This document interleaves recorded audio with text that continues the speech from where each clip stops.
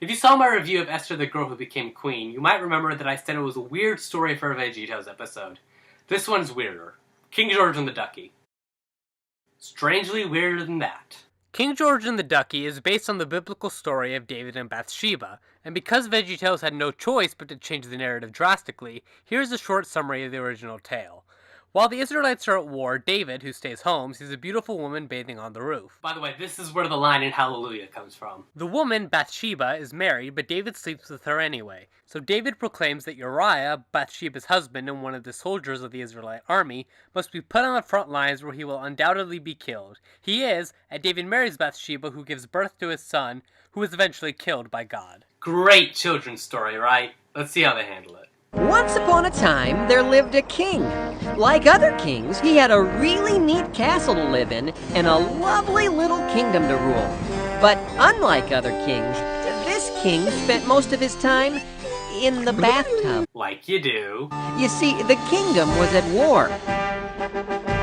The Great Pie War, to be exact. Which is apparently being fought in hell. I can't decide if this show is really good at getting around the concept of death or really bad at it. King George sings to his lackey Louis about his love for his rubber duckies until the king spots something down below.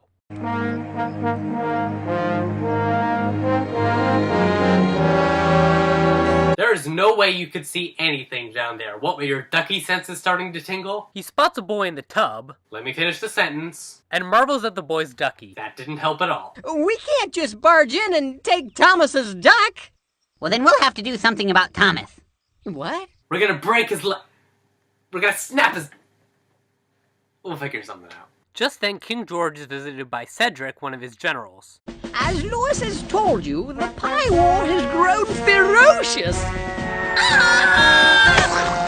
They've developed frame-flipping technology. You know, I believe Thomas would like to help. As you wish, sire. And one more thing, Cedric. Put Thomas at the front of the battle. Then have everyone else step back.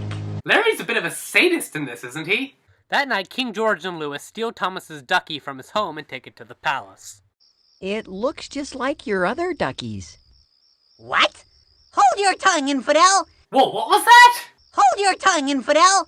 This is the most perfect ducky the world has ever known! Yeah, he's a little weird in this. Cedric returns with a pie-splattered Thomas who has lost his mind during the war. They seem to play for sympathy, but it's constantly interspersed with Gobbler in the hole! Hit the deck! things like that. King George again tries to take a bath after Thomas and Cedric leave, but he is once again stopped from doing so by Melvin. That slightly odd wise man who shows up every so often to tell you things. He tells King George the parable that they tell in the biblical story, which is basically there are two men, a rich man and a poor man, and the rich man who has many sheep takes the one lamb that the poor man has and feeds it to his guest, which is pretty messed up, but it only took like 30 seconds for me to read it out loud. It took this 2 minutes. Granted, it's a song, which will naturally take longer and keeps kids more entertained, but still. Actually, there is no still. That's probably the best way they could have done it. The parable represents King George and what he did to Thomas, which makes King George feel bad and prompts him to make it up to Thomas. He figured a nice hot bath in the royal tub would help Thomas. Oh my gosh, they did it! VeggieTales cured PTSD! And the answer was bathing! Who would have guessed? Thomas and Louis forgive King George. I wouldn't have done it. And they sing one final song. What'd you learn today? What I learned? Let me tell you. Today, I learned that being selfish doesn't pay. Stop. What you did was selfish, but it's not... Selfish doesn't really cut it. You put a boy on the front lines of a war that gave him trauma over a bath ducky. I mean, it's a rubber duck. What exactly is the function of a rubber duck? You're a monster. The animation is very nice, as is usually the case, and they tell the story fairly well given that it's a story they probably shouldn't have been telling in the first place. But overall, I really like it.